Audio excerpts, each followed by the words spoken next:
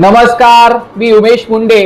तर जी आगामी DHSC mega भरती होणार आहे त्यामधील गट क संवर्गाची पदभरती किंवा जी एग्जाम आहे ती MPSC घेणार आहे की TCS घेणार आहे हे अजून कन्फर्म झालेलं नाहीये। पण सोशल मीडिया म्हणजेच इंस्टाग्रामवर वगैरे MPSC घेणार आहे म्हणून व्हायरल झालेला आहे एक परिपत्रकानुसार। पण त्या परिपत्रकामध्ये तसं कुठेही मेन्शन केलेलं नाहीये की MPSC घेणार आहे किंवा शासन निर्णय तसा आलेला नाहीये।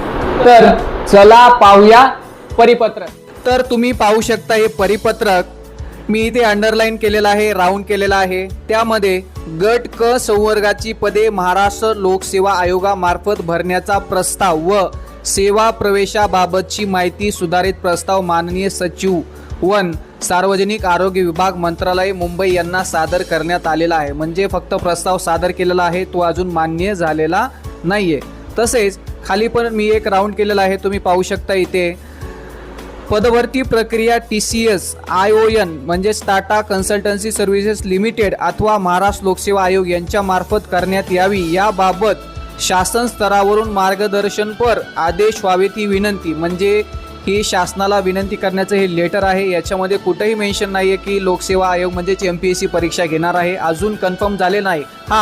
MPSC परीक्षा घेण्याची शक्यता आहे, पण तसा अजून शासन निर्णय येणे बाकी आहे। जेव्हा शासन निर्णय येईल तेव्हाच आपण कन्फर्मपणे सांगू शकतो की DHSC गट क पदभरती ही MPSC थ्रू होणार आहे।